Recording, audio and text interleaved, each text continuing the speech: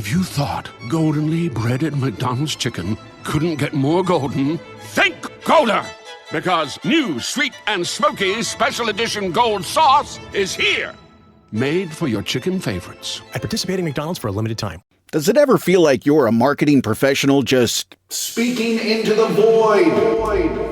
But with LinkedIn ads, you can know you're reaching the right decision makers, a network of 130 million of them, in fact. You can even target buyers by job title, industry, company, seniority, skills, and did I say job title? See how you can avoid the void and reach the right buyers with LinkedIn ads. Spend $250 on your first campaign and get a free $250 credit for the next one. Get started at linkedin.com/campaign. Terms and conditions apply. New Vitamin Water Zero Sugar Pineapple Passion Fruit is packed with vitamins. Just like the amount of peas we packed in that sentence. It's packed like your tote bag. The one you stole from your ex. Or your overpriced half a studio apartment. Or extra rushed rush hour traffic. Packed like your calendar. Triple booked at 5, of course. Grab a Vitamin Water. Did we mention it's packed with vitamins?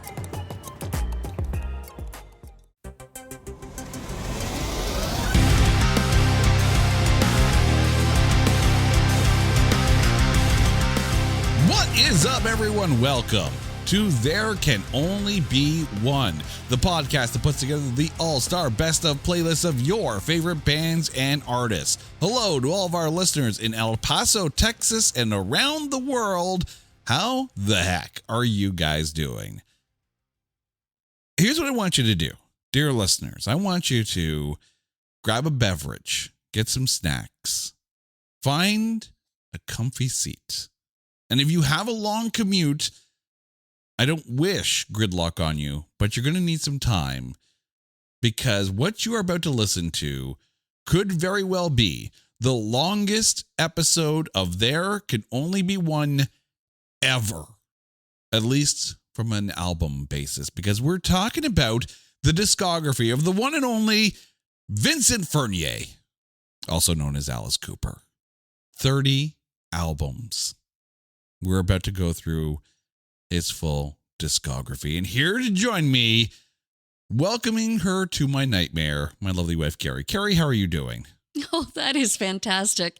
Thank you so much. Do you realize, Jay, I totaled up how many songs in total. Oh my God, you did? We listened to. Did you know that we could very much listen to one Alice Cooper song every calendar day of the year? I'm not surprised.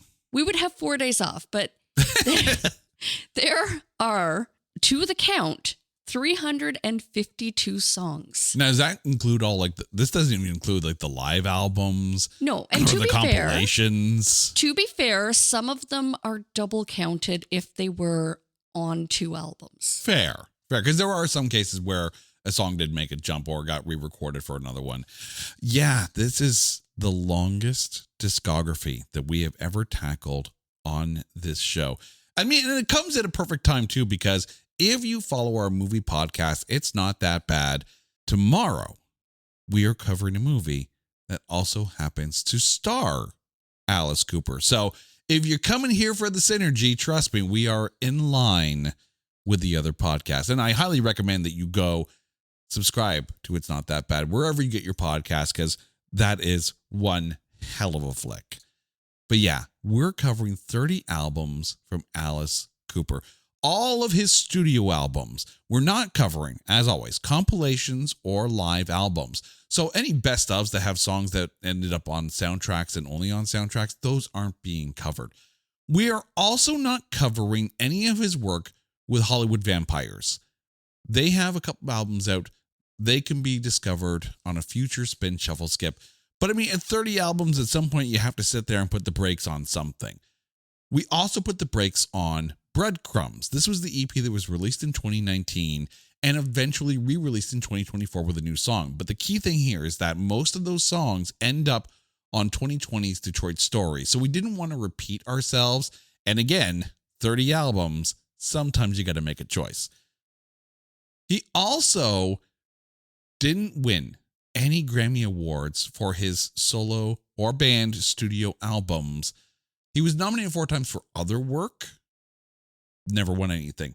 I do want to point out 2 awards that his albums were nominated for, although it wasn't for his work. At the 1973 Grammys, School's Out was nominated for Best Recording Package, but lost to the Siegel Schwal Band's self-titled album. And at the 1974 Grammys, Billion Dollar Babies was nominated for Best Recording Package, but lost to The Who's Tommy.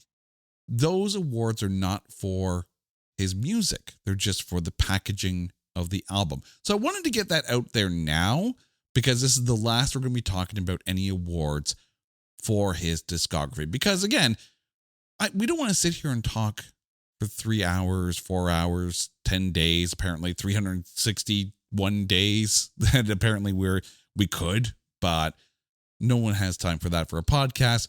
So we're going to be going through this little by little. Every album, every studio album, band or solo.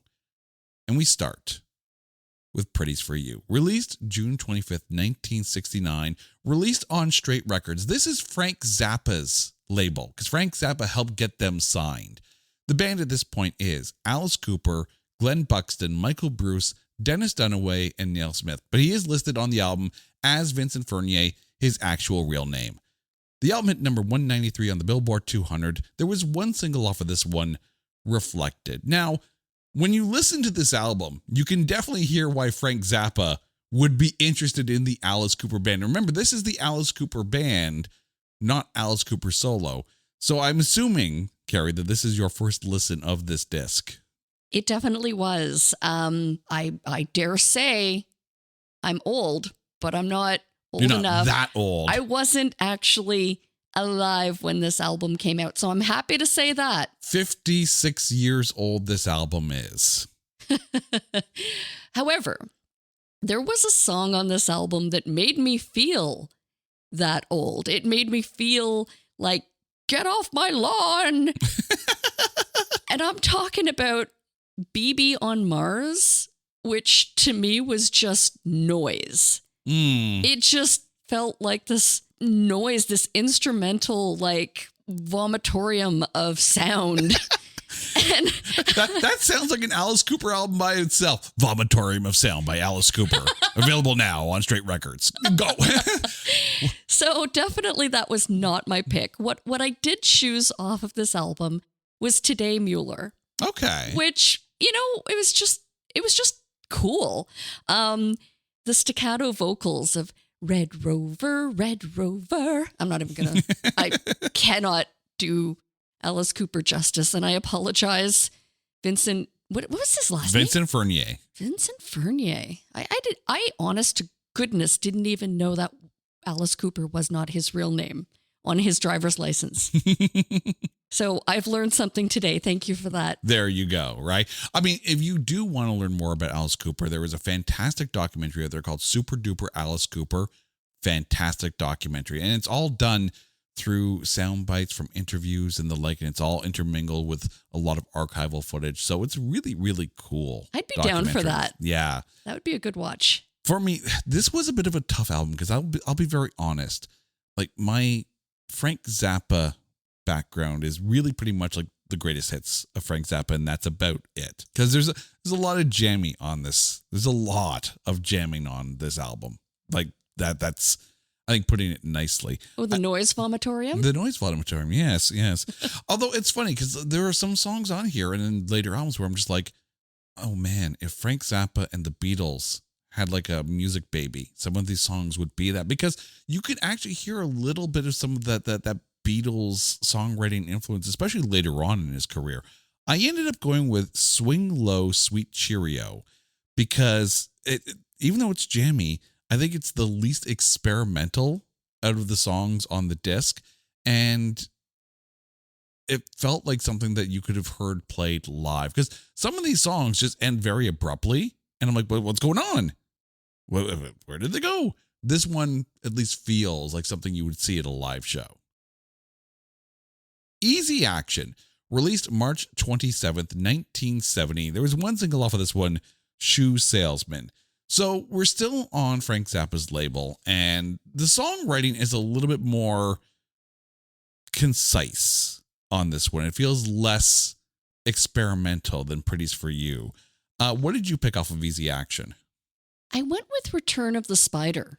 It had this like fun surfer vibe and mixed with like the Alice Cooper growly voice and vocals that he's so good at. That snarl. That Alice Cooper snarl. That's it. If that had a name. So that was my choice, but this was a first listen. So yeah, I mean, Shoe Salesman, it's definitely radio friendly. It makes total sense why it was released as a single, and it is on my short list, as is Mr. and Mrs. Demeanor. One of the things, though, that I really discovered in going through some of these earlier albums is you do hear like a little bit of a Beatles influence in some of his songwriting. And I'll be the first, definitely not the first, because many people have said it before. Alice Cooper is, I think, an underrated songwriter. He really is, right? Man doesn't have a 30-album career and not be a good songwriter at all. Even in albums where they're a little left of center, there's still good hooks, good lyrical turns of phrase, and solid songwriting skills in even the worst of Alice Cooper. The worst Alice Cooper album is probably the best for any other artist out there.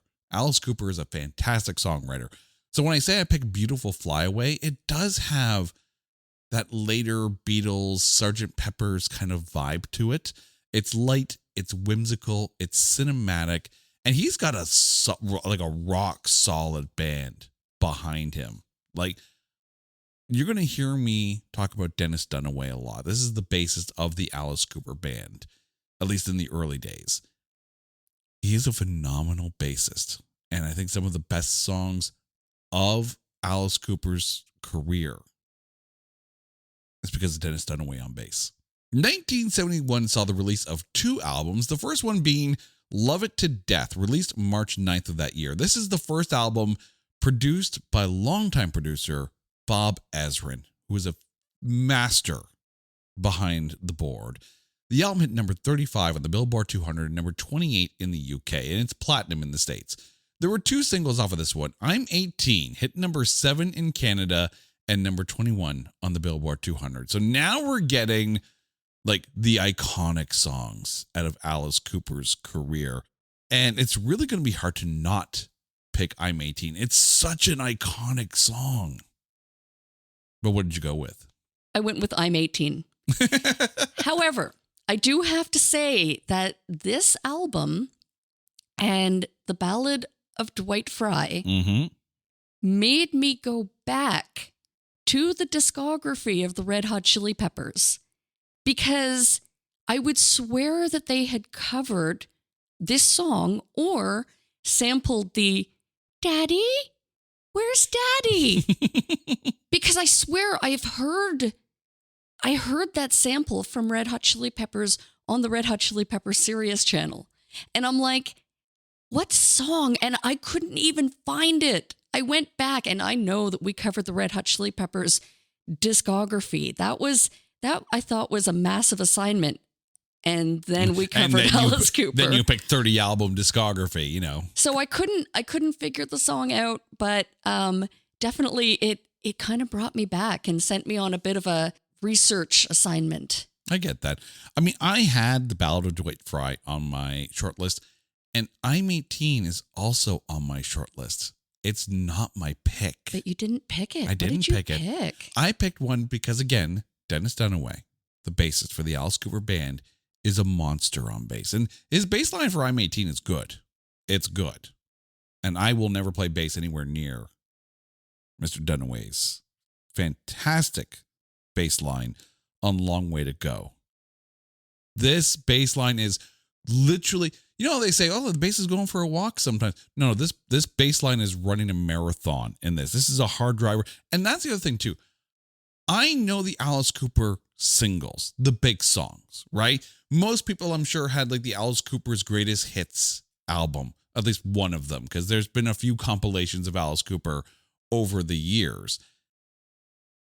So you get songs like I'm 18. You get songs like The Ballad of Dwight Fry. You get songs like Shoe Salesman. You get the singles. You get the ones that got the attention. A song like Long Way to Go, This was a very first listen to me, and I'm surprised that it wasn't a single. I'm surprised it didn't come out and be a big song, because, oh my God, this is such a good hard driver. But maybe it's a little too hard for the radio. But again, that's 1971. But the bass work on it, like, you know me, I'm a bassist. So I'm going to lean heavy on songs where the bass is literally front and center. This is one of those times. The fact that it's my pick over a song like I'm 18 tells you exactly what I think of Dennis Dunaway's bass line. And you know what's so cool is we're dating back to like in the 70s. So on average, about 50 years ago. But so many of these songs are like freaking classics and still very popular today. Oh, heck yeah. Like, and that's the cool thing about Alice Cooper is, and I found as I was listening to like the older stuff that I'd never actually given a listen to. I mean, there's the songs that stand out, obviously. And it just blew my mind how incredibly unique and theatrical and creative and fun a lot of the Alice Cooper songs are. Mm-hmm. When you think about the fact that the song is 54 years old, and there are hard rock and heavy metal bands out there who would give their left drum to come up with a song as good as I'm 18. And to have the longevity of it, because I'm 18 still feels as fresh as it did way back when. Mm-hmm. That is the sign of a good song. Hey, it's Ryan Reynolds here from Mint Mobile. Now, I was looking for fun ways to tell you that Mint's offer of unlimited premium wireless for $15 a month is back. So I thought it would be fun if we made $15 bills. But it turns out that's very illegal. So there goes my big idea for the commercial. Give it a try at mintmobile.com/switch. Upfront payment of $45 for 3-month plan equivalent to $15 per month required. New customer offer for first 3 months only. Speed slow after 35 gigabytes if network's busy. Taxes and fees extra. See mintmobile.com. This episode is sponsored by Friskies, who would like to tell your cats hi. Now, if that didn't get your cat's attention, there is one thing that always does the trick. Just pour some Friskies crunchy food in the bowl and you'll hear those paws come running. Works every time. With so many Friskies choices, you can always bring your cats running from their secret napping spots. There's always more to explore. See for yourself at friskies.com or visit your local store. This episode is brought to you by FXX and Hulu. An all-new season of Futurama is back, blending heartfelt moments with razor-sharp humor while accidentally saving the day. The Planet Express crew is back, defying gravity and common sense. From the creator of The Simpsons comes 10 new episodes where the romance is hotter, the threats are bigger, and the action hits harder. Don't miss the all-new season of Futurama. Watch it Mondays on FXX or stream it on Hulu. Our second album of 1971 is Killer, released November 9th that year. This is their first album on Warner Brothers Records. Hit number 21 on the Billboard 200 and number 11 in Canada, and it's platinum in the States. There were 2 singles off of this one. Be My Lover hit number 49 in the US, and it's my pick off of this disc. Like this is just made for radio. Alice Cooper's pop sensibilities. Right? Yeah, he's a hard rock guy. Yeah, he's a metal guy. Yeah, he was a little avant-garde in the early albums. He's a pop radio guy. He's a pop radio guy with crunchy guitars. And Be My Lover is absolutely one of those songs. And I don't know if he gets as much credit for being a pop songwriter. I mean, yes, a balladeer as well, because some of his ballads are amazing. But Be My Lover for sure is my pick off this one, with Under My Wheels on my short list. What did you go with for Killer? I have to agree with you. This has always been the song that I wish for and wait for when I see Alice Cooper live. Under My Wheels, without a doubt. I didn't even have to listen through the entire album. I was like, okay, this is my pick. Yeah. I remember there was a time when I used to collect 45s, back in the day. And I was so happy when I got to like owning 45 different 45s. I was like, that was peak record collection for me. I've got 45s. All you vinyl enthusiasts out there didn't know back in the day. This is before the single was a thing. But I remember there was a live version of Under My Wheels on the B side of one of those 45s. And I can't remember which one it was, but I remember hearing it and being like, this is a good song. And it is a good song. It's just not my favorite off this disc, but that's the problem. You have, yes, Be My Lover is my pick off of this one. It's the single. It's whatever, right? You have deeper cuts on some of these albums that are better than the singles. That's depth. When you have depth like that, you've got a good disc. School's Out, released June 13th, 1972, hit number 2 on the Billboard 200 and number 1 in Canada. It's platinum in the US and gold in Australia. There was one single off of this one. We have a number 1 single, but it's in the UK, and that's School's Out, which also hit number 7 in the US. So I'm going to throw it over to you as you tell me that School's Out is your pick off of this disc. Well, I can't deny that School's Out is my pick off of this disc. But, you know, it's amazing that you were talking earlier about the bassist. Because I have to give a shout out to my short list. I picked Gutter Cat versus the Jets. Oh, I love that song. It's so I knew much you fun. would. I knew you would. Because the guitar part is so singable. And the bass opening, like, come on. It was so good. You know, Gutter Cat wasn't actually on my short list, but I did have Blue Turk on my short list. But yeah, it's School's Out. It is absolutely, every student ever, every summer is singing this song. Musically, it's a good song. It's a good rocker. It's all good. Lyrically, every kid, every June or April or May, if you're in college or university, you have these lyrics in your head. You have shouted this out to the heavens as you throw away all your notes from the school year, vowing to never think about the place for at least the next 2 months. And that is still 53 years ago this song comes out.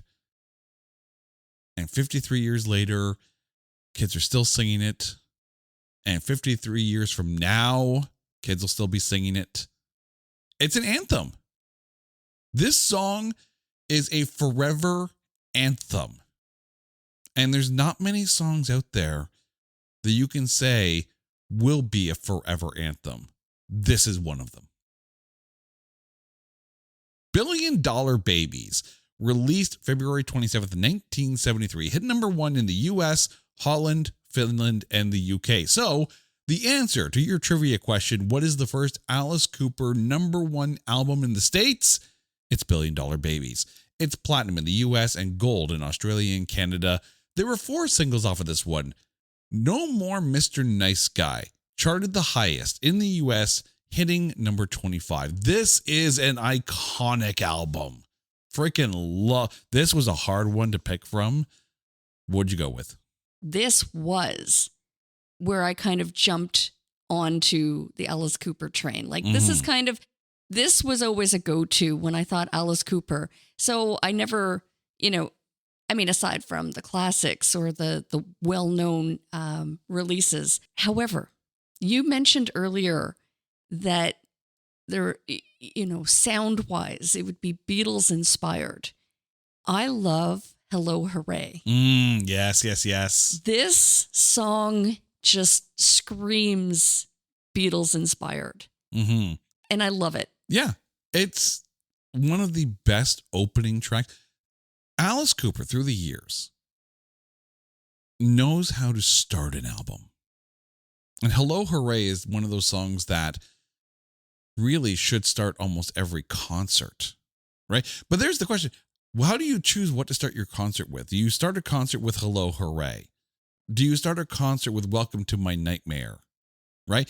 There are so many songs in his catalog that you could start a show with. How do you decide on one? Because they're both big songs. They're both so well known. And Hello Hooray is on my short list. As is Generation Landslide, and as is the title track, $1 Billion Babies. The thing with Billion Dollar Babies, as much as I love that song, I love more recent live recordings of the song than I do the album version of this one. So, yeah, Billion Dollar Babies is a great live track. The album version, though, pales in comparison to No More Mr. Nice Guy. And that's knowing how many times this song has been covered by other bands. If I remember correctly, I think it was, Megadeth covered No More Mr. Nice Guy for one of their EPs or one of their covers EPs. But the song itself, again, iconic, absolutely iconic. And it's because of the lyrics too, right? Alice Cooper knows how to take a turn of phrase and turn it into a radio-friendly song that's going to carry over generations. Muscle of Love. This is the last album as the Alice Cooper Band, at least for the next 52 years. Released November 20th, 1973, hit number 10 on the Billboard 200 and number 4 in Canada, and it's gold in the States. There were 2 singles off of this one. Teenage Lament 74 hit number 48 in the US. So obviously we're in a transitional period for the band before Alice goes solo. Your thoughts on this disc? The song that I picked just kind of floored me. And it was, I think, because it was so haunting. I picked Crazy Little Child because it's a jazzy piano swing kind of. It's New Orleans jazz style. But it's like Mardi Gras. Yes, but it's the story behind it. Mm-hmm. The story of a child that was kind of a victim of his environment and circumstances, and just kind of the madness that it becomes nature from that environment, right? Being a product of your environment. And it's not necessarily that I can't say that I dug the song and I'd want to hear it, but when I heard it, it stopped me in my tracks, and I was like, whoa. Like, it was the hauntingest of the album. I mean, here's the thing. Alice Cooper doesn't just stick with one style, right? Over the years, you hear Beatles influence, you hear like Elvis influence. Here you have a New Orleans Mardi Gras jazz style influence.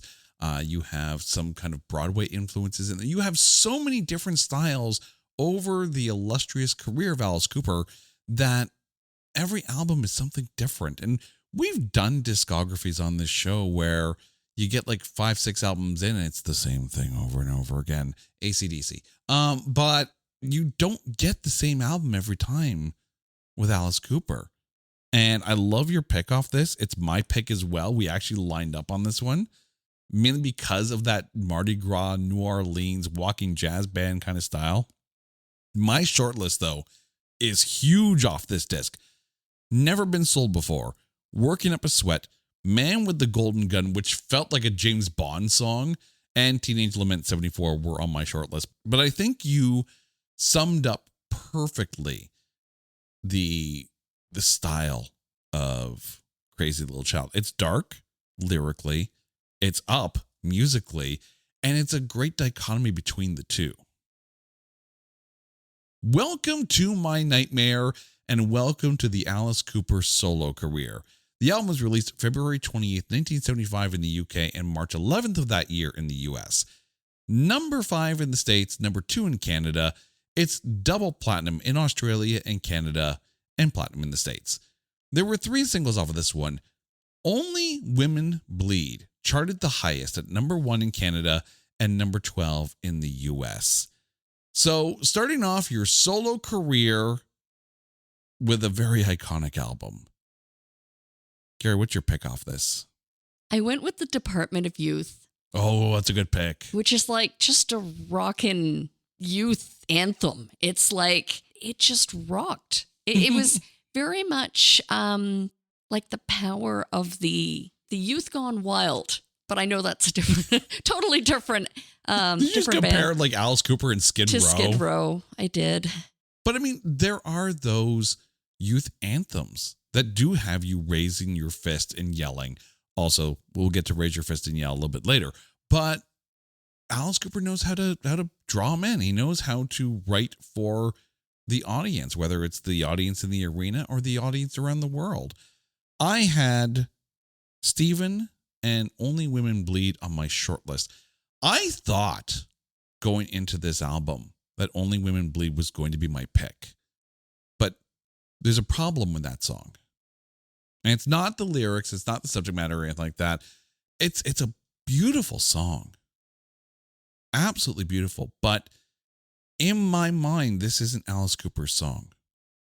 You know, sometimes an artist comes along and they do a cover of a song and it becomes theirs, right? Smooth Criminal is now Alien Ant Farm's song. You know, forget this Michael Jackson guy. You know, that's saying Here's something. I know. hoping Alex isn't listening. Yeah, or you just started a family war. Or Bad Guy is a song by the Interrupters. It no longer belongs to Billie Eilish. I'm sorry. Okay, right? that I agree with. This song, there's a recording out there. It was done during the Strange Little Girls sessions by Tori Amos. And Tori Amos owns this song. Like, in that very Tori Amos style. Like, this song is good. Tori's is haunting. I know Lita Ford's also done a cover of this song, and it's okay. It's not Tori Amos. Like, Alice Cooper's original version of this song pales in comparison to that version. And unfortunately, that version is not on Spotify. So, dear listeners, here's what I'm going to do. Because you need to hear this cover. Okay? So go to our website, notthatbadcast.com, and go to the episode page of the show that you're listening to right now. If you're already here, great. Then just scroll down. You're going to find the YouTube link to Tori Amos's cover of Only Women Bleed, because, dear God, you have to listen to this cover. So good. I mean, I'm a Tori Amos fan, but damn, does she own the song. But that's why my pick is the title track, Welcome to My Nightmare. Again, one of those classic, quintessential Alice Cooper songs that just lends itself so well to his stage show over the years. You can't go wrong with Welcome to My Nightmare. But I wish, if Tori Amos's cover didn't exist, Only Women Bleed would be my pick. But that's Tori's song now. Sorry, Alice, that's Tori's song. Alice Cooper Goes to Hell, released June of 1976, hit number 27 in the US, number 4 in Australia. It's platinum in Canada and gold in the States. There was one single off this one, I Never Cry, hit number 12 in the US and number 5 in Canada, and it's my pick as well. This solidifies. If Only Women Bleed didn't do it, I Never Cry solidifies that Alice Cooper is a balladeer. I remember watching, I think it was like a Behind the Music. It was either Behind the Music or A&E biography of Alice Cooper. And they were interviewing Cheryl Cooper, his wife. And she had this wonderful little thing that she said at the end of the show. It's like, he's my favorite artist. He's my favorite lyricist. And I'm just like, songs like this, like, he wrote from the heart. We're talking about a guy who walks around with snakes, that has the black eye makeup and, you know, whipping canes and beheading things on stage. But he wrote from the heart. He wrote these touching ballads that just went way beyond the stage and got you in the feels. Oh, more on that later. I definitely have. Yeah, I have There's some a of those few, standout songs. Yeah. And that's the thing. Like, sometimes when you're redoing these episodes, we have the type of song that we like to hear from a certain artist. And Alice Cooper is such a diverse artist. This might be one of the most diverse playlists that we have put together. But it's not just like, I only like Alice Cooper ballads, or I only like Alice Cooper rockers. He has so much of the everything that there's lots to choose from. But what did you choose from Alice Cooper Goes to Hell? Without a doubt, and I know I'm going to eat these words later, but this is by far one of my favorite, one of my go-to. And if this song doesn't get played live, I don't know, I rage and I rant and I complain and I pump my fist in the air. Go to Hell is one of, if this is not one of my favorite songs, it is. It is one of my favorite songs. I love it. You know, it reminds me a little bit of, you go back to Pink Floyd's The Wall, right? And when you get to the trial, right? And it's basically a musical trial. This is kind of in that same vein as well. Like from, for criminal acts, refusing to act your age, you can go to hell. It's so perfect. It is so theatrical, right? And again, that is the beauty of an Alice Cooper show, is that you go for the show. And the music's great too. But holy hell, if he doesn't put on a fantastic freaking show. Every song is a mini screenplay. I think or stage play. I think the other thing too is that, and I know I do this a lot when I'm going through the discovery, because I go through it in chronological order because I'm extra like that. And sometimes it depends on the mood that you're in, right? And coming off of Welcome to My Nightmares, I was thinking about Only Women Bleed a lot, and that's probably why I Never Cry is my pick off of this, because I was kind of in that mood because I did these albums back to back. If I was in a rockin' mood, Go to Hell would probably be my pick. So really, it depends on the mood that I'm in. If I had to pick a hard rocker song, Go to Hell is definitely it. But I Never Cry is such a heart tugger. I also had Wake Me Gently on my short list as well, but it's a good frickin' album. Lace and Whiskey, released April 29th, 1977, hit number 42 in the US and number 3 in Australia, and it's platinum in Australia. There were 2 singles off of this one. You and Me hit number 9 in the US, number 3 in Canada, and number 2 in Australia. So Lace and Whiskey, loved the album cover on this one. This, however, is the last album produced by Bob Ezrin for a bit. He does go back to work with Bob Ezrin, but this is that stretch where it's like Alice Cooper and Bob Ezrin is like a perfect tandem for working together. So Lace and Whiskey, what did you go with? I went with It's Hot Tonight. It's a great start to the album. The music is singable. It was just kind of like, I don't know if it was that it was the first song that hit me, but it's hot tonight. Depending on what I'm looking for in a song, I'm of 2 minds. Okay. Lyrically, You and Me is such a sweet song. But I was in a mood when I was listening to this album. I was in a rockin' mood. So musically, I'm going with Road Rats. Again, this is one of those hard driving, pedal down, fast songs that Alice Cooper is great at. You and Me and No More Love at Your Convenience are on my short list.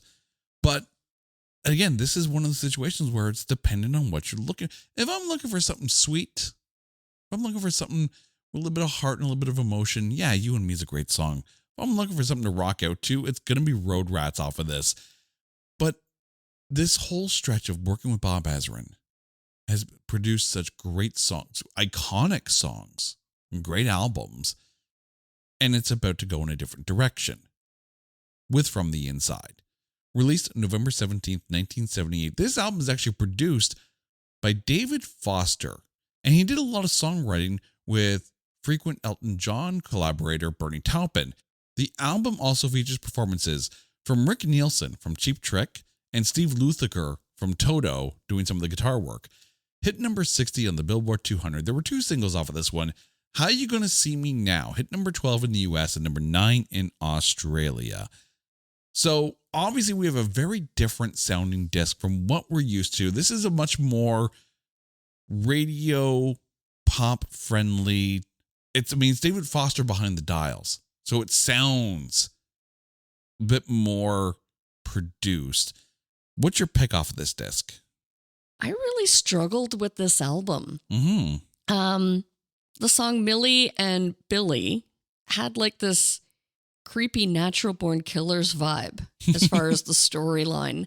So that kind of threw me a bit, but I inevitably went with Wish I Were Born in Beverly Hills. Oh, that's a solid pick. It's not bad. It was, I don't know, kind of more up from the Million Billy song. I don't know, but I still found that I struggled. There was a definite...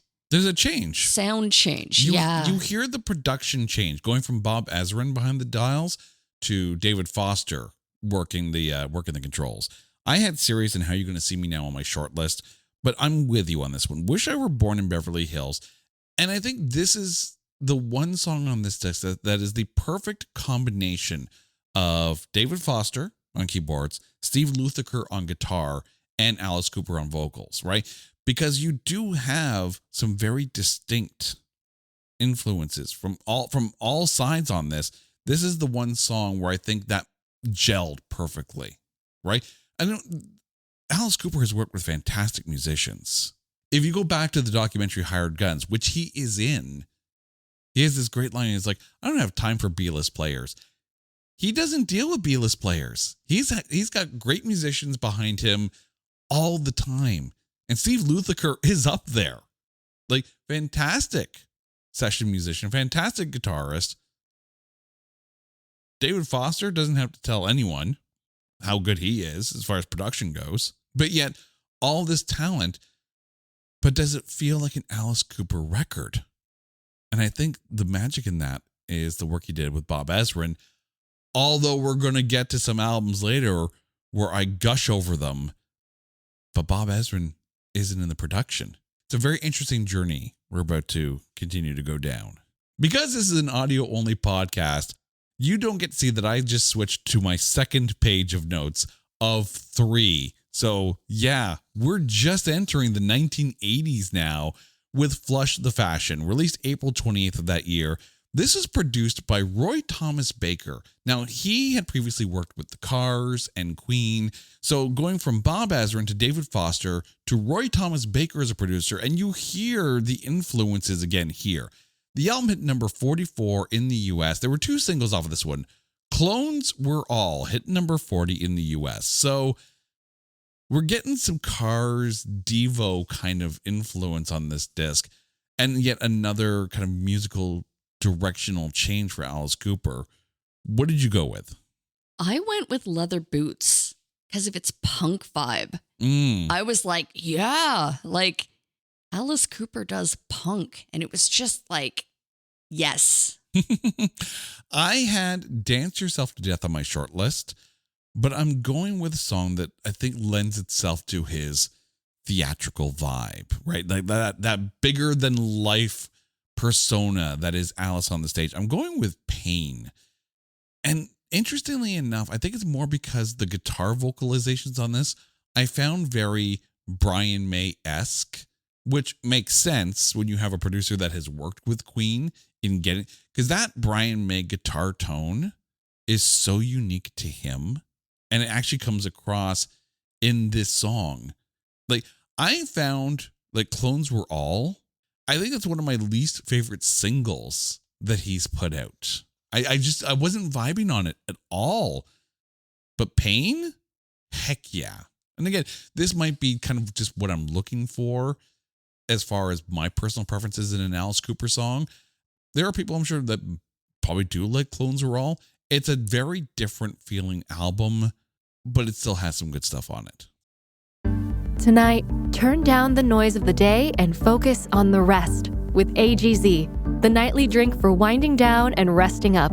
New from AG1. AGZ supports your body's natural sleep cycle with clinically studied key herbs, adaptogens, and minerals in amounts supported by research. And no melatonin, helping you wake feeling rested. Wind down, rest up with AGZ. Learn more at drinkagz.com. I was deep in it, gaming on Samsung Galaxy Z Fold 7. Unfolding the screen made it twice as big and so immersive, I kinda lost myself. Might have trolled a little too close to the sun. Someone in the chat told me to touch grass, so I took my Z Fold 7 outside and kept playing. Still won, got a tan, and a nice little reset. Powerful processor, realistic graphics, you stay locked in, streak stays alive. Can your phone do that? The new Galaxy Z Fold 7. Get yours at Samsung.com. Anyone can follow. It takes something special to be an original. which is why the 2025 Lincoln Navigator SUV arrives with new ways of surrounding you in luxury, including the ultra-wide 48-inch panoramic display and the multi-sensory Lincoln Rejuvenate experience. A true original never stops evolving. So meet the 2025 Navigator, the original that's all new and better than ever. Learn more at Lincoln.com. Lincoln and Navigator are trademarks of Ford or its affiliates. Special Forces, released September 1st, 1981. Now, this next stretch of 3 albums, Special Forces, Zipper Catches Skin, and Dada, Alice has actually come out and said that these are his, what he calls the blackout albums, in that he has no recollection of making these records. He was dealing with substance abuse. He was not at the top of his game. He doesn't remember making these albums. Hit number 125 in the US. There were 2 singles off this one. You Want It, You Got It. Hit number 111 on the American Record World Singles chart, not on the Billboard 200. So off of Special Forces, the first of the 3 blackout discs, what have you got? I went with Vicious Rumors because it was the most notable off of the album, but I do have to give respect to the band and how fast they played on 7 and 7 Is. Like, that was some fast playing. Mad respect. Coincidentally, 7 and 7 is actually not an original Alice Cooper song. It's a cover of the song Love, written by Arthur Lee, written originally in 1966. So Alice Cooper does a cover and it's on your short list. Not a bad song to put on there. And I kind of agree. I'm often surprised about how good a musician can be sometimes, even when they don't know what the heck they're doing as far as, you know, dealing with substance abuse. I mean, Metallica's early albums. Jim Morrison. Exactly, right? I mean, it's hard to see artists go down that road, and it's great to see them come out the other side, right? Seeing Metallica come out the other side, seeing Alice Cooper come out the other side. Like, if an artist can battle their demons and win, all the power to them. But the songwriting on these albums, despite the low point in Alice's personal life during his career, there's still some good stuff on here. Don't Talk Old to Me is on my short list, but I'm going with You Look Good in Rags. And again, it's a little Devo-esque as far as production goes, but I still think that because it's Alice Cooper, it still works because he was never defined by a single genre. He never just said, I'm a rock guy and that's it, right? From point A to point Z, he hit every letter in between. Hell, Alice Cooper could come out with a rap song and it would probably still work. And I would totally buy that. Zipper Catches Skin, released August 25th, 1982, only charted in Canada at number 94. There were 2 singles off of this one, I Like Girls and I Am the Future. Now, I Am the Future was actually the theme song for the movie Class of 1984, which featured a very young Michael J. Fox. So off of Zipper Catches Skin, what did you go with? I really liked I Better Be Good. Okay. It was thrashy and fun. But the theatrics of Tag You're It. Oh, yes. Won me over. So I got to go with Tag You're It on this one. Tag You're It is on my short list, along with Make That Money. But oh my God, the smile on my face as I listened to Zorro's Ascent. Now, I know that Alice Cooper is a movie fan. He loves cinema. He loves, these iconic characters of silver screen. And he is actually, Alice Cooper, an iconic character of silver screen. Let's be honest. Anytime anyone goes to Milwaukee or Milwaukee. But just the joy he has in singing about Zorro. I mean, if you've ever watched a Zorro film or a Zorro TV show and you then listen to this song, I would love someone, and I'm sure it's probably been done. I would love to see someone take this song and then cut a music video to it with like classic Zorro black and white movie scenes. That would be fantastic. Dear listeners, if you know this exists, please send it to me because I want to see that. Dada, released September 28th, 1983, featuring the return of Bob Ezrin as producer. Hit number 93 in the UK. There was one single off of this one, I Love America. So off of Dada, what's your pick? I went with the title track. Really? I went with Dada. Even though it was an instrumental, it was kind of like watching a horror movie. Like, what's going to happen next? It very much felt like the opening of a really intense, really tense horror film. And I was totally, I don't know, it's a random pick for me, but I was totally digging it. See, I found this album tough. Like, I didn't find this album as strong as some others. Formerly Warmer was my shortlist pick, but I ended up going with Fresh Blood. And I think more so because it reminded me of like an early 80s, just gone solo, new wave-y kind of Peter Gabriel kind of sound. Not like a Shock the Monkey, but more, and not quite like a Salisbury Hill, but somewhere in that kind of vibe. And it was a rough album to listen to. And it was the album before he kind of took a little bit of a break and then came back, slightly reinvented, but definitely in a much better space from a personal standpoint. That wait lasted 3 years, and the release of Constrictor, released September 22nd, 1986. The band now features Kane Roberts on guitar and Kip Winger on bass. This is before he actually formed Winger, the band. Hit number 59 on the Billboard 200 and is gold in Canada. There were 2 singles off of this one. He's Back, The Man Behind the Mask, which was from the Friday the 13th Part 6 Jason Lives soundtrack. Hit number 51 in the UK and number 4 in Sweden. So Constrictor has arrived. Alice Cooper is back, sober and ready to go. Your thoughts and your pick? I, of course, went with The World Needs Guts.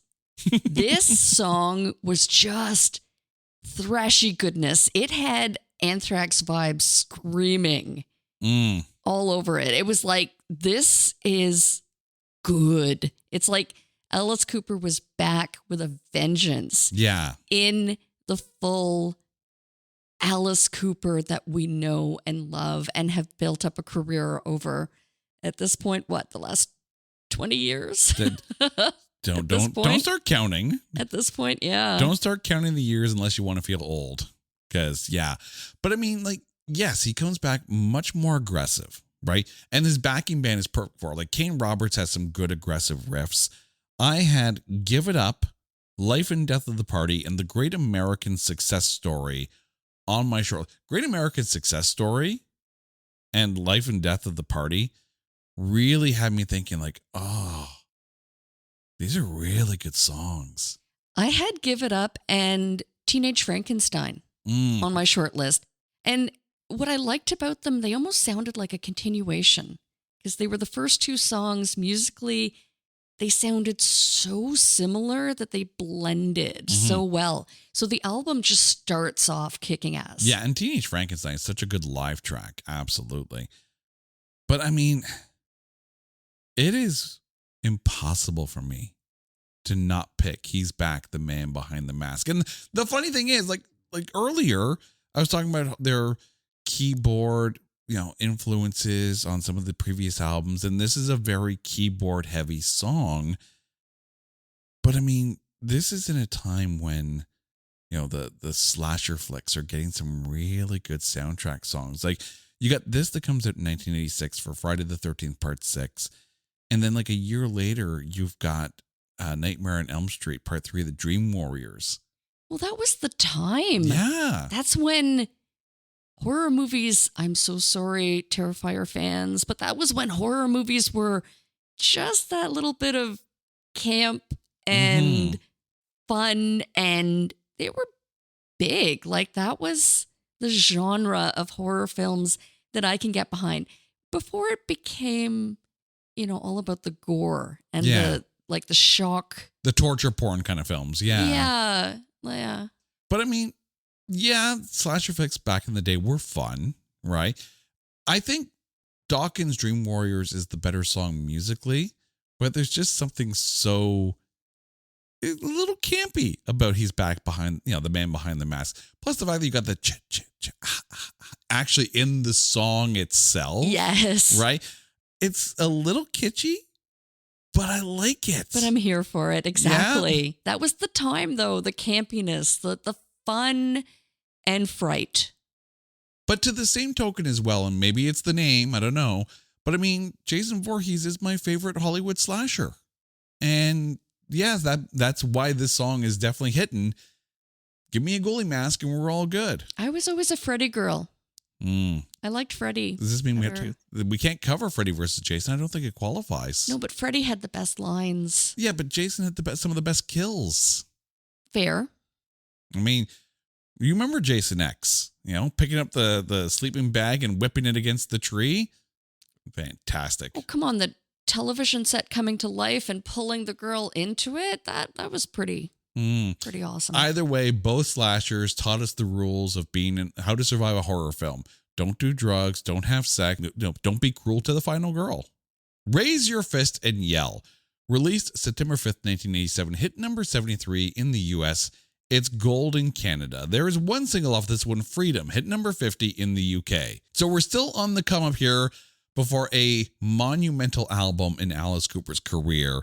What did you go with off of Raise Your Fist and Yell? Freedom was not my pick. Okay. Short list was Roses on White Lace, which I thought was like thrashy metal goodness. It was so strong and powerful. Mm-hmm. But then I went with Step on You, which is also a powerful song. That wasn't even on my short list. Oh. That was off my radar. I had Time to Kill and I had Freedom on my short list. That song really showcased Kip Winger's vocal abilities as a backup vocalist just before he would go off and release his own album shortly thereafter. But no, I ended up going with Roses on White Lace. And I think this is the most aggressive that Kane Roberts was as far as a guitar riff mentality during his time in Alice Cooper's band. Like, it's a monster riff, and you think about 1987, it's that almost like power chugging, right? Like there's a lot of wrist work going into that riff. Also the double kick drum in that song. There are some songs from this discography that you want to put on your workout list. Don't put this on your treadmill list. The treadmill doesn't go that fast, and nor should you. So play it safe. Trash, released July 25th, 1999. Produced by the one and only Desmond Child, who also co-wrote a lot of the songs on the disc. But listen to some of the other artists who have songwriting or at least co-writing credits on this album. Joan Jett, Diane Warren, John Bon Jovi, and Richie Sambora all helped co-write some of the songs. Hugh McDonald, who would actually go on to become Bon Jovi's bassist, actually plays bass on this disc. Hit number 20 in the US and number 1 in Finland. It's platinum in Australia, Canada, New Zealand, and the United States. 4 singles off of this one. Poison, charting the highest, hitting number 7 in the US, and already you have the song stuck in your head. This is the moment when MTV and Alice Cooper shook hands and said, let's have a party. This is a hard album to pick from. Not for me. Really? Poison, without a doubt. That's it. Poison. Not my pick. I am shocked. Shocked, you say? Even after our sing-along yesterday? Yeah. In preparation for this?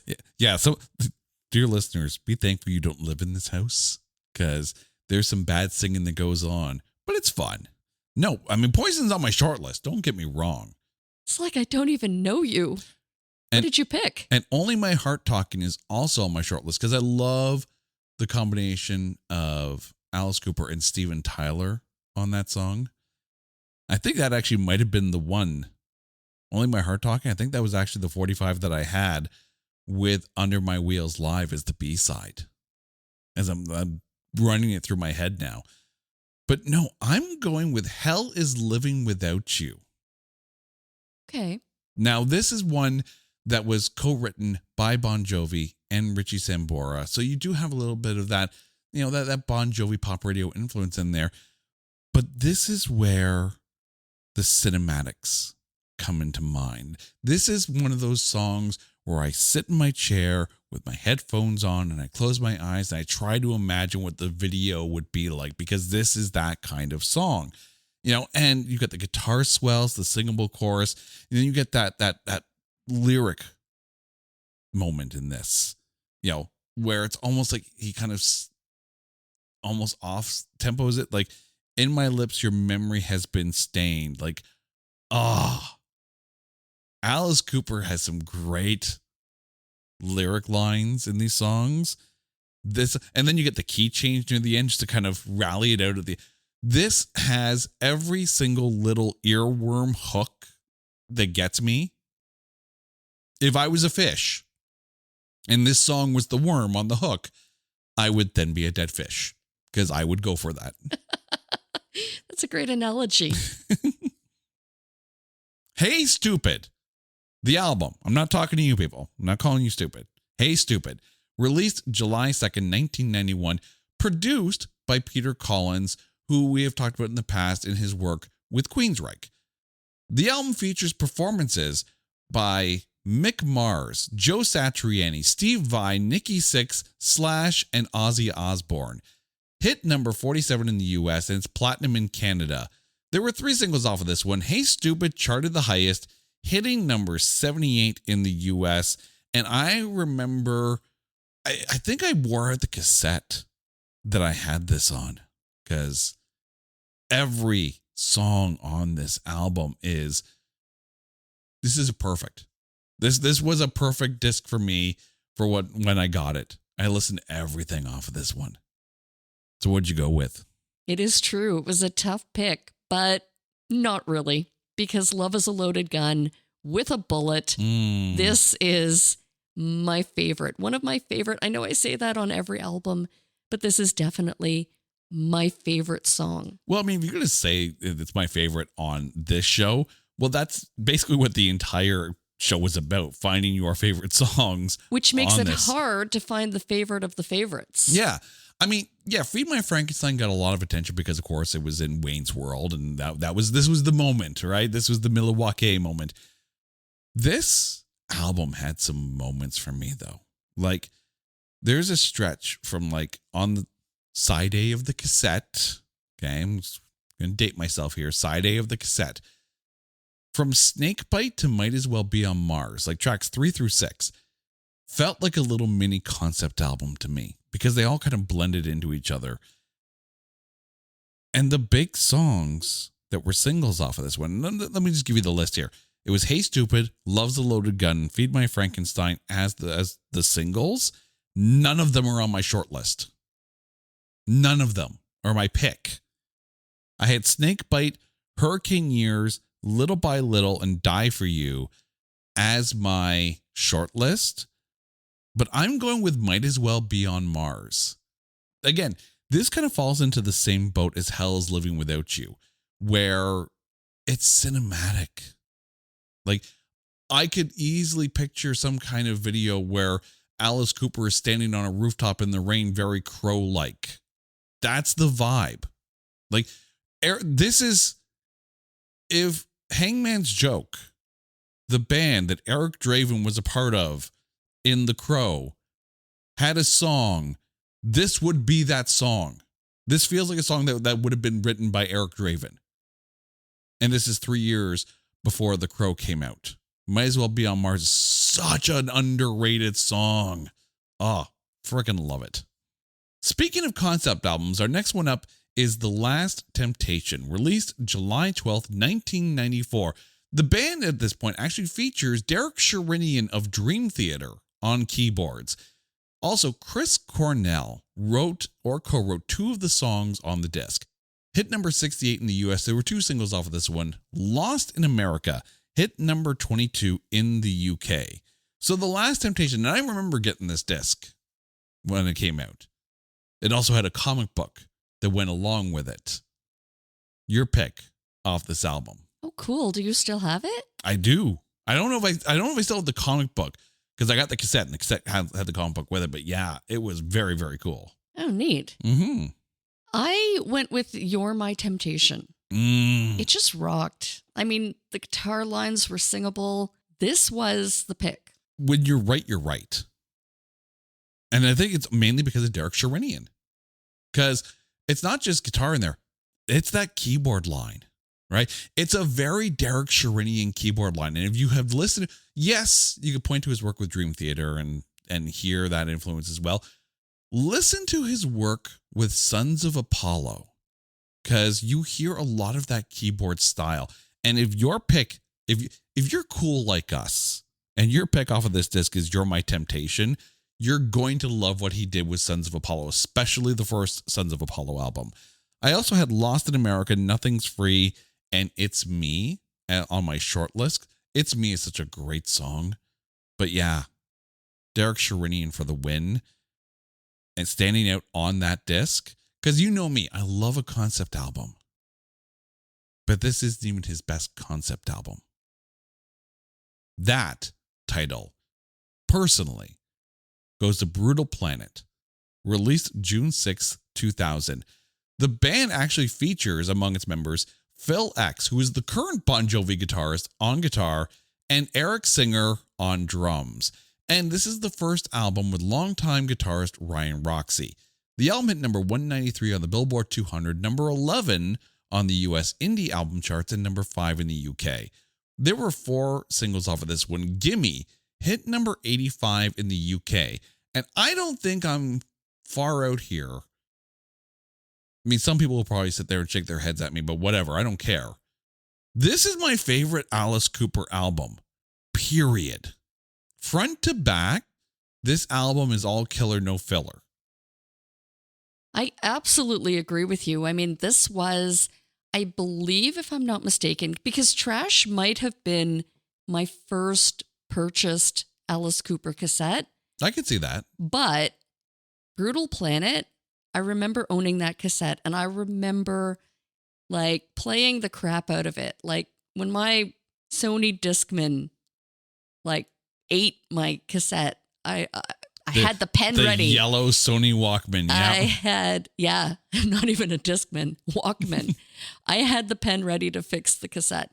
So I have a 50-50 on this one. All right. Well, you're not going to have to pick just one, right? I know. Because there can only be one. I know. Well, what'd you go with?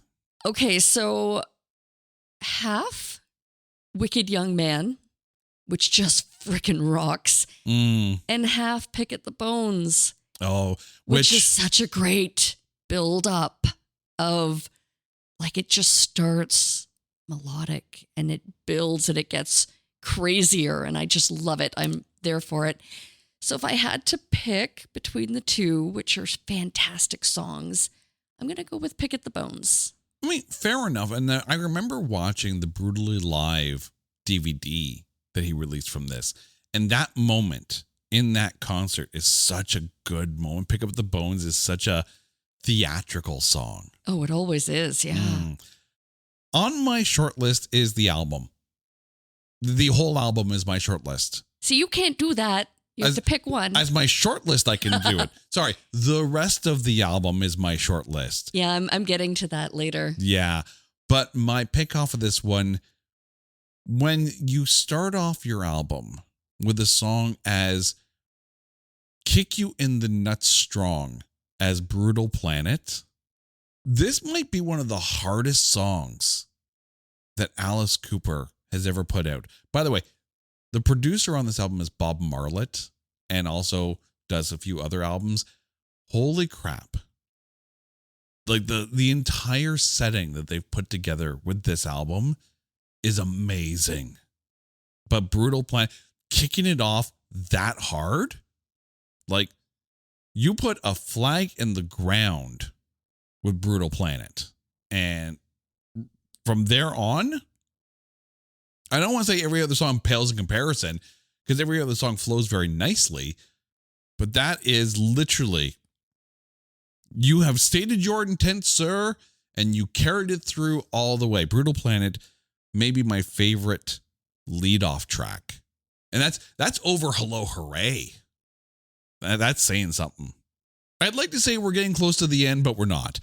2001 saw the release of Dragon Town, released September 18th of that year, hit number 197 on the Billboard 200, number 12 on the US indie charts, and number 6 on the UK rock and metal charts.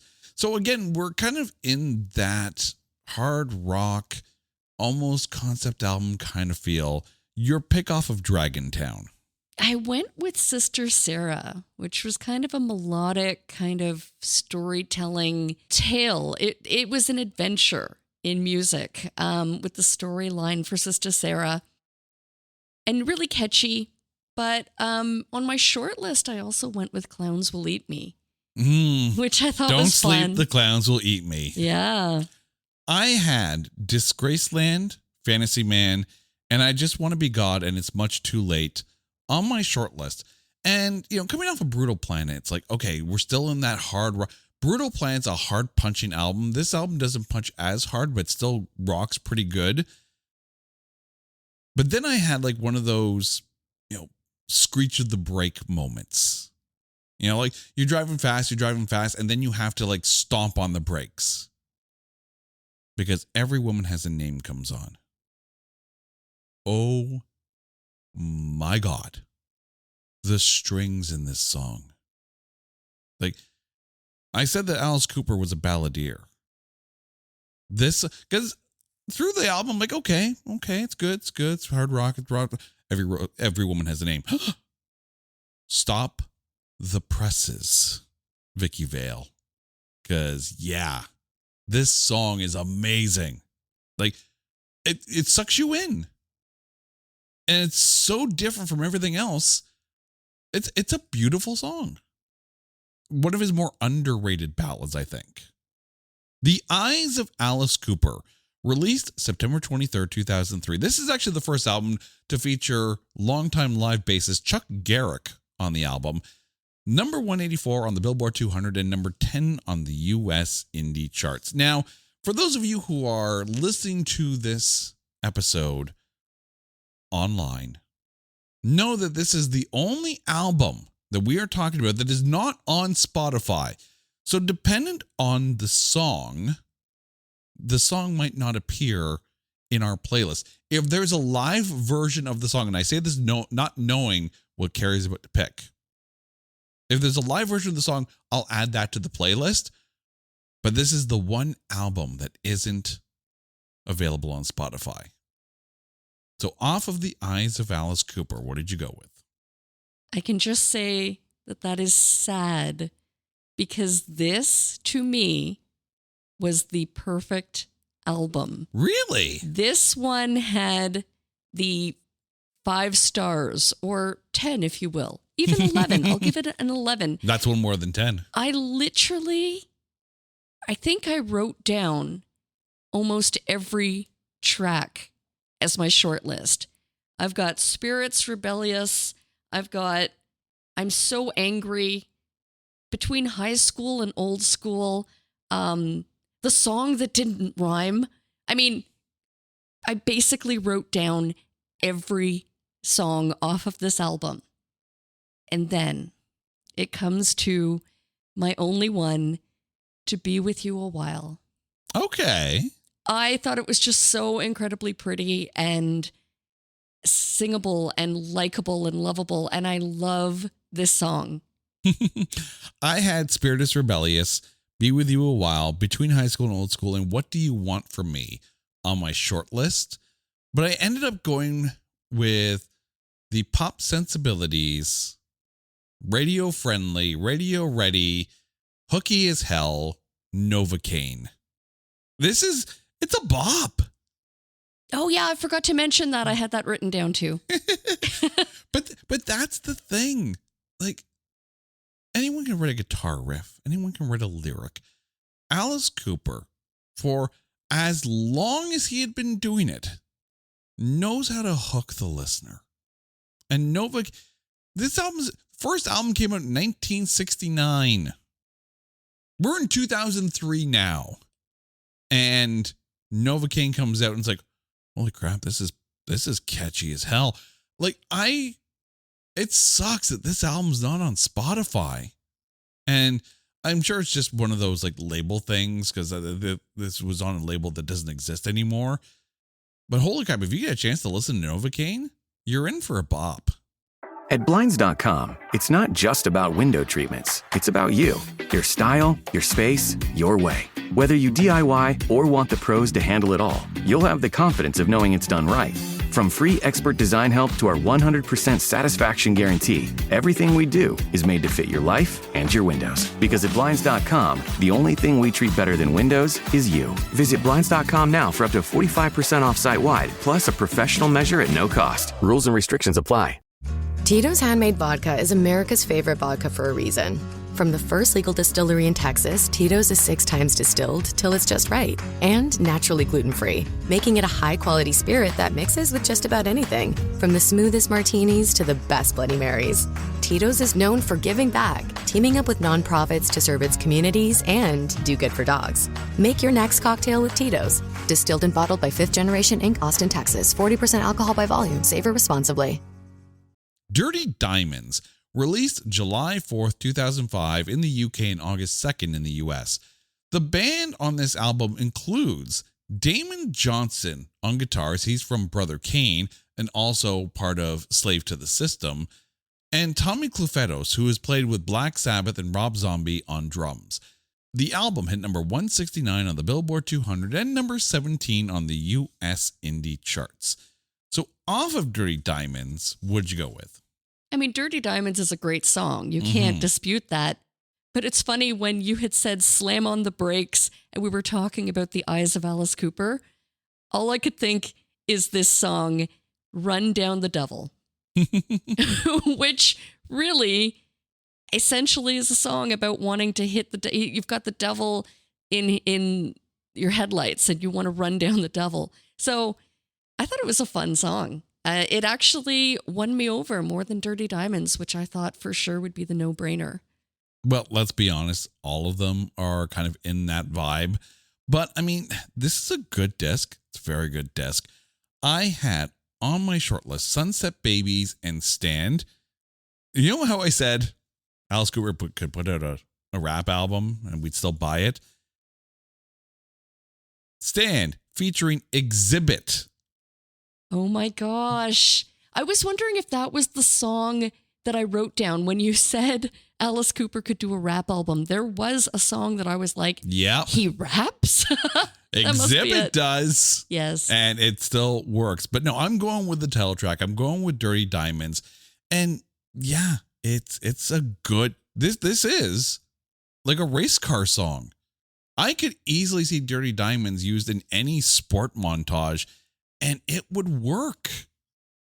It's literally Chuck Garrick as a bassist is fantastic. Love what he's done with Alice Cooper live. The level of musicians that Alice Cooper has had on his albums, like disgusting wealth of talent over the years on these discs. Like there's a reason why a documentary like Hired Guns would have someone like Alice Cooper in it because he has had the best of the best on his albums. It's funny we talk about that documentary though, because 2008 rolls around. Along Came a Spider, released July 29th of that year. Jason Hook from Five Finger Death Punch and the producer behind the documentary Hired Guns plays guitar on this album for one of the songs.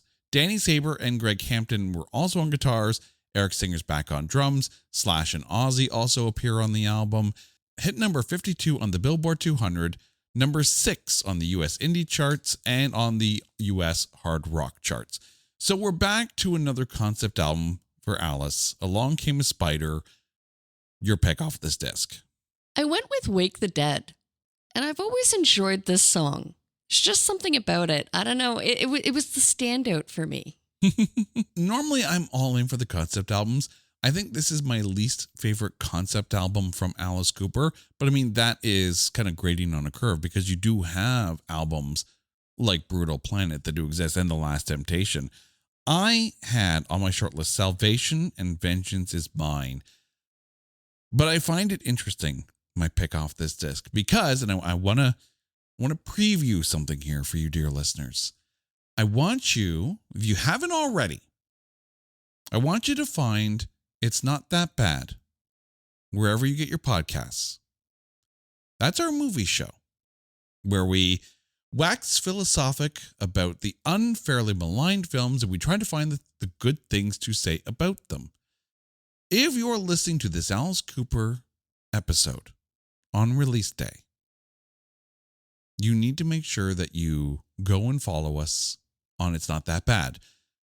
Because tomorrow, we're talking about the movie Suck, which also happens to star Alice Cooper and also features during the end credits the song I Am the Spider.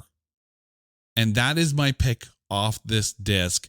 It's a fantastic song, stands out amongst everything else on the album, and was a perfect choice for the end of the movie Suck, which we are talking about tomorrow. Oh my God, you have to watch this film.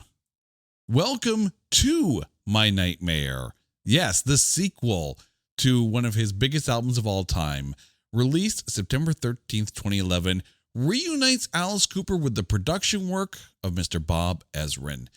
A number of Alice Cooper's past bandmates appear on this disc, as well as Kesha, Rob Zombie, John 5, and somehow Vince Gill. Hit number 22 on the Billboard 200 and number 6 on the US hard rock charts. There were 2 singles off of this one, neither of them charted, I'll Bite Your Face Off and Caffeine. And as I'm looking at those titles, I'm like, yes, I will bite your face off if I haven't had caffeine and you come talk to me. But your pick off of this disc. I have to say first that A Runaway Train made me think so much of Headstones. It had that heaviness, that almost like that rock sound. I literally went through the Headstones discography and just made sure that they didn't cover this song. It just had that Headstones kind of rock power. But again, I'll say it. My absolute favorite song off of this album, the one that I keep going to and listening to over and over in between all of these other albums, this is my go-to. I Got to Get Out of Here, which is, this song takes you on a theatrical journey. It's basically a story about a guy who wakes up dead, essentially, and doesn't realize that the story that he was telling, I guess his last memories, actually was the death of him, and that he wakes up in hell. And just the whole choir of what part of dead don't you get? And then he's like, excuse me? Like the reality starts to kick in. And holy hell, this is my favorite song. You know what's funny? That's not even on my list. No. On my short list was Caffeine, Last Man on Earth, I'll Bite Your Face Off, and Something to Remember Me By. But when it comes to, first of all, this disc, right? This is a return to the musical potpourri of Alice Cooper, right? There's a little bit of everything on this. Like even a song like Disco Bloodbath Boogie Fever is so much fun. Like there are so many different styles on this album. The Underture, it's a great little, fun little wordplay musically. But to start your album, like normally you would think you want to start your album with something hard hitting, something catchy. I Am Made of You. Oh my God. First of all, it's a bold move to start with that one, but it's so cinematic and so wanting visuals. There was no way you could release the song as a single. You couldn't. I mean, I'll Bite Your Face Off. It's an Alice Cooper single. Caffeine, it's a fun little bop. I Am Made of You It feels like the kind of song you might finish your show with before you come back out for the encores on this tour. This would be one I would love to see live. I don't think, because we've seen Alice Cooper live, but I don't think this song was in the list or on the playlist of that show. But oh my God, I can imagine this being such a moment in a live performance. It must be so difficult for him to choose what songs he's going to do live, because every song is a stage play. Mm-hmm. And he has so many great songs. You know what I would love to see? And I don't know if this has happened ever or not. And I know there's been talk that his current tour, he's out on the road right now as of recording with Judas Priest. There's been talk that this is going to be his last tour. I want to see, this is me, on my soapbox with a big stick, banging it on the ground. I want to see Alice Cooper with a live orchestra. Oh, yeah. Doing, I mean, not necessarily all the hits, because, I mean, some of the hits wouldn't necessarily fit that setting, but a song like I Am Made of You with a live orchestra, like, and even if you put Alice Cooper in the most macabre of tuxedos, this would be a phenomenal, and just do it once. Do it once, film it, release it. Put it out on an album. Alice Cooper with a live orchestra. You know, I don't ask for much. I don't. I like to think that I have reasonable wants and needs as a music goer. This is not a want, this is a need. This needs to happen. Paranormal, released July 28th, 2017, hit number 1 on the UK rock and metal charts and on the US indie and hard rock charts, but number 32 on the Billboard 200. There were 3 singles off of this one: Paranoid Personality, Paranormal, and The Sound of a. So off of Paranormal, what did you go with? I went with Dynamite Road. Again, I mentioned earlier the Headstones vibe, the R&B storytelling, like a rock storyline or a plot to a movie. Dynamite Road was my pick. You know, it's funny. Like, there have been a moment or two here where we've kind of locked in sync on our picks, but for the most part, we've had very different takes on these different albums. I had Paranormal, Fallen in Love, Holy Water, and Rats on my short list.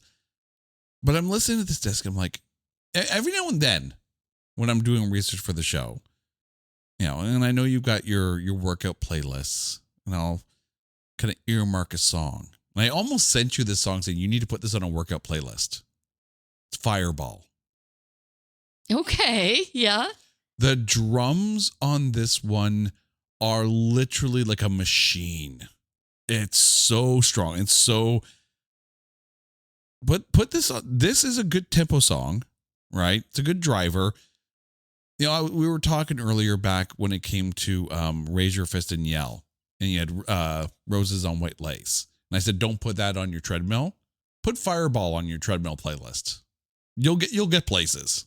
We've now entered the current decade, the 2020s, with Detroit Stories, released February 26, 2021. The album hit number 47 on the Billboard 200, number 2 on the US hard rock charts, and number 1 in Germany. There were 4 singles off of this one: Hanging On by a Thread, Rock and Roll, Our Love Will Change the World, and Social Debris. Now, this is the album that had some of those cover songs that was on the 2019 Breadcrumbs EP, as well as some other songs. He's kind of getting back to those, you know, hometown dirty rock kind of roots from Detroit. What's your pick off of this one? You know, I have to agree with Hanging On by a Thread being one of the releases off the album. It felt like an anthem. Yes. For 2020 and the time. Yes.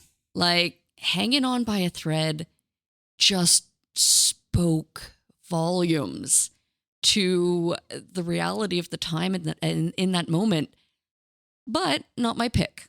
Okay. I went with Wonderful World, which was so cool. It was like a bluesy, it was storytelling at its finest, mixed to blues. So cool. I had Our Love Will Change the World and Social Debris on my short list, but I'm going with a song that wasn't released as a single, and I find I'm doing this a lot because Alice Cooper's deep cuts are still fantastic songs. I'm going with Hail Mary. And I think more so because this feels like it could have been in a spy movie. Like, yes, the progression on the song is kind of in that same classic blues rock progression with a bit of a spy style, like 1960s style, 1950 style spy. It's almost like a James Bond. If there was a hard rock James Bond film, Hail Mary should very well be the theme. You could just make the movie called Hail Mary. Make this the theme song, and it would actually kind of work. See, we're just taking Alice Cooper's discography and doing all kinds of stuff with it because you can. You can. Alice Cooper made music that should be movies unto themselves. That is what is so incredible about him. Mm-hmm. His stage presence. He knows how to convey a story and bring it to life. And that is an Alice Cooper concert. Absolutely, yeah. Incredible. Whether it's, and I am absolutely intrigued. I've never seen the documentary on him, and I really want to. Yep, super duper Alice Cooper. Yes. Cue it up. Let's watch it. Unfortunately, we can't talk about it for the podcast, but definitely worth watching. Road, released August 25th, 2023. The album actually features his touring band as the studio band, which means that you have Glenn Sobel on drums and Nita Strauss on guitar. The album hit number 160 on the Billboard 200, number 7 on the US hard rock charts, and number 1 on the UK rock and metal charts. There were 4 singles off of this one: I'm Alice, White Line Frankenstein, Welcome to the Show, and Dead Don't Dance.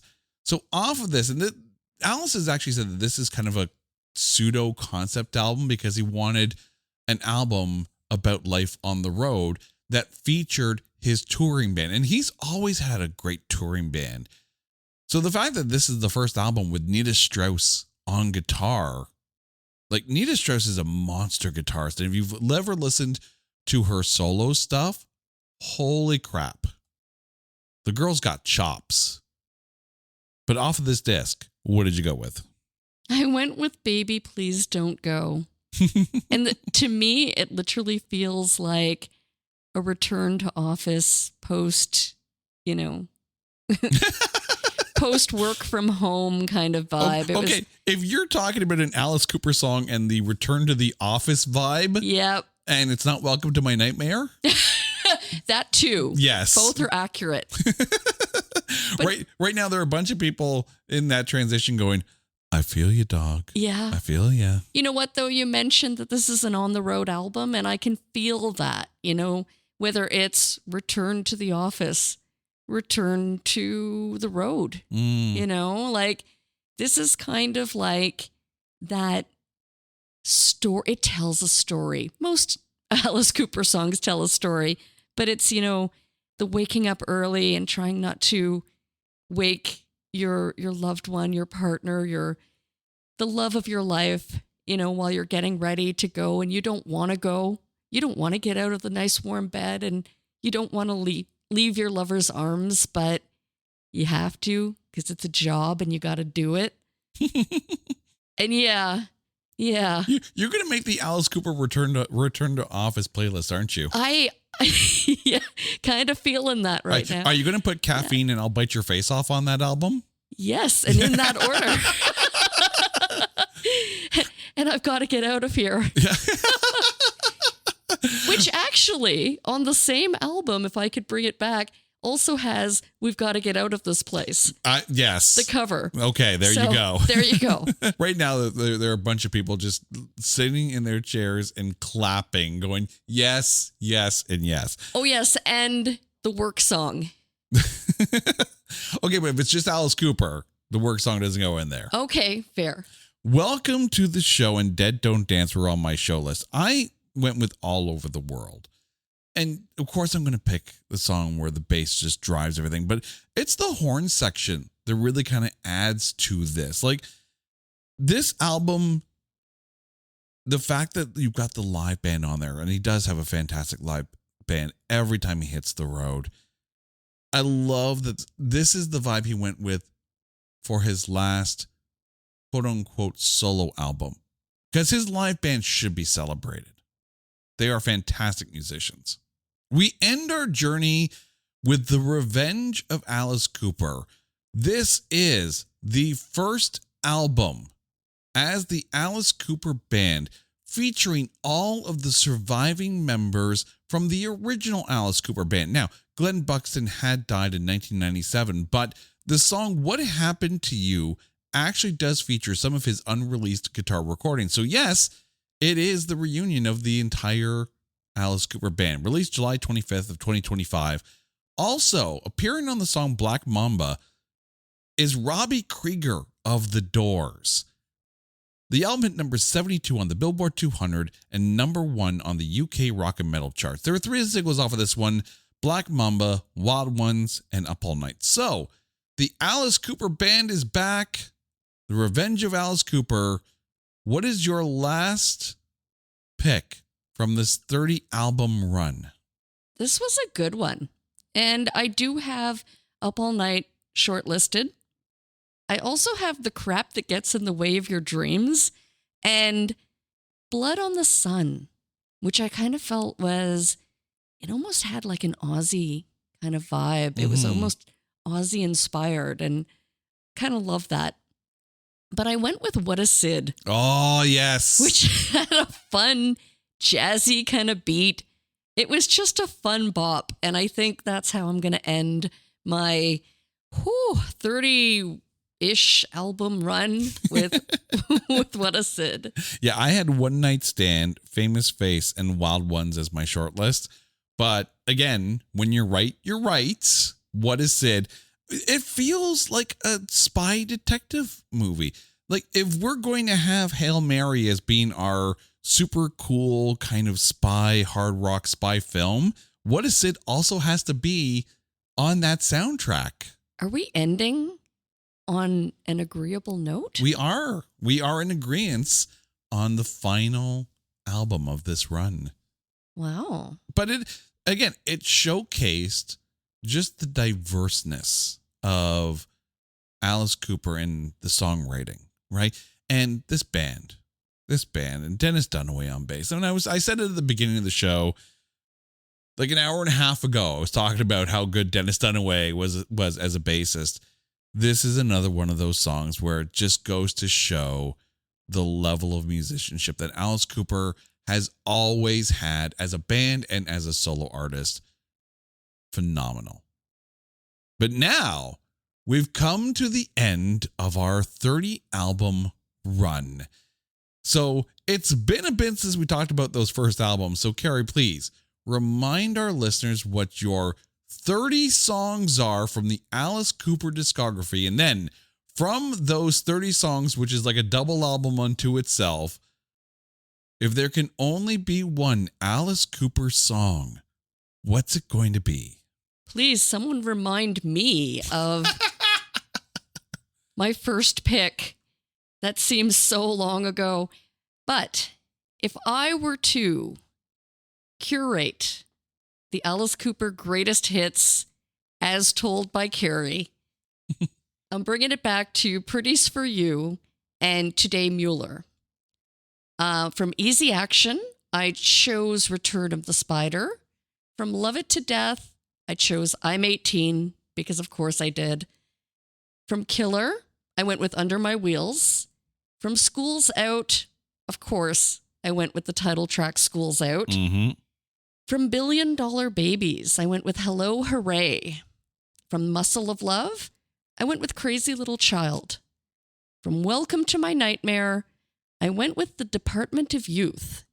From Alice Cooper Goes to Hell, of course I chose Go to Hell. From Lace and Whiskey, I chose It's Hot Tonight. From The Inside, I chose Wish I Were Born in Beverly Hills. From Flush the Fashion, I chose Leather Boots. From Special Forces, I chose Vicious Rumors. From Zipper Catches Skin, I picked Tag You're It. From Dada, I went with the title track, Dada. From Constrictor, I went with The World Needs Guts. From Raise Your Fist and Yell, I went with Step on You. From Trash, of course I chose Poison. Hey Stupid, Love is a Loaded Gun. The Last Temptation, I chose You're My Temptation. From Brutal Planet, I went with Pick Up the Bones. From Dragon Town, I chose Sister Sarah. From The Eyes of Alice Cooper, I went with Be With You a While. From Dirty Diamonds, I chose Run Down the Devil. From Along Came a Spider, I went with Wake the Dead. From Welcome to My Nightmare, I Gotta Get Out of Here. From Paranormal, I chose Dynamite Road. From Detroit Stories, I chose Wonderful World. From Road, I chose Baby Please Don't Go. And from The Revenge of Alice Cooper, I went with What a Sid. And if there can only be one Alice Cooper song out of all of that, what'd you go with? Of course it's Poison. Without a doubt. Absolutely. And I will tell you why. So fun fact, when I first got my car, I had maybe a handful of cassettes that I would play on repeat in my car. My driving tunes, if you will, my soundtrack of driving. And Poison, without a doubt, was a go-to. It was probably played every day, if not twice or thrice, depending on the length of the trip. I love this song. I always have. There are so many great tracks, but Poison is without a doubt the standout. Well, also, if I remember correctly, you said that this was the first Alice Cooper album I think that you bought, period, right? So it's one of those things where it's going to have that kind of moment for you. So I get that. All right, let me get my list here. From Pretties for You, I went with Swing Low, Sweet Cheerio. From Easy Action, I went with Beautiful Flyaway. Off of Love It to Death, I went with Long Way to Go. From Killer, I went with Be My Lover. From School's Out, I went with School's Out. From Billion Dollar Babies, I went with No More, Mr. Nice Guy. From Muscle of Love, I went with Crazy Little Child. From Welcome to My Nightmare, I went with the title track. From Alice Cooper Goes to Hell, I went with I Never Cry. From Lace and Whiskey, I went with Road Rats. From the Inside, I went with Wish I Were Born in Beverly Hills. From Flush the Fashion, I went with Pain. From Special Forces, I went with You Look Good in Rags. Off of Zipper Catches Skin, I went with Zorro's Ascent. From Dada, I went with Fresh Blood. Off of Constrictor, I went with He's Back, the Man Behind the Mask. From Raise Your Fist and Yell, I went with Roses on White Lace. Off of Trash, I went with Hell is Living Without You. From Hey Stupid, I went with Might As Well Be on Mars. Off of The Last Temptation, I went with You're My Temptation. From Brutal Planet, I went with the title track, Brutal Planet. From Dragon Town, I went with Every Woman Has a Name. Off of The Eyes of Alice Cooper, I went with Novocaine. From Dirty Diamonds, I went with Dirty Diamonds. From Along Came a Spider, I went with I Am the Spider. And remember that our review of the movie Suck, of which this song is the end credit music, comes out tomorrow and it's not that bad. Off of Welcome to My Nightmare, I went with I Am Made of You. From Paranormal, I went with Fireball. No, not Fireball. Different song. From Detroit Stories, I went with Hail Mary. Off of Road, I went with All Over the World. And from The Revenge of Alice Cooper, I went with What a Sid. But I am going with a song off of my favorite Alice Cooper album of all time. I'm going with Brutal Planet. And I know right now there are people going, how could you not pick one of his more iconic songs? I'm sorry. Brutal Planet had such an impact on me as a whole album, as a front to back, all killer, no filler listen. Brutal Planet is like one of those ever more CDs in my infinite multiple like in the jukebox of my mind, Brutal Planet has a regular spot on rotation. So you're darn right. The title track is going to be my pick. Carrie, thank you for the longest ever episode of There Can Only Be One, 30 albums long. And no, let's not try and beat this record. Because I know there are artists with more albums out there. But this was a fun one, though. You know what was sad about all of this is one of my favorite songs we didn't get to talk about because we didn't talk about Breadcrumbs, but I really liked Detroit City as well. Well, I mean, there were different versions of Detroit City on different albums, but I mean, at no point did it hit any of our short lists even. And the funny thing too is that there's a song on the reissue of Breadcrumbs that came out in 2024, and it's his cover of the Susie Q song on there. And that, for the life of me, I can't remember the title of it. I think it's like They're Not Gonna Like Me or something like that. Or don't.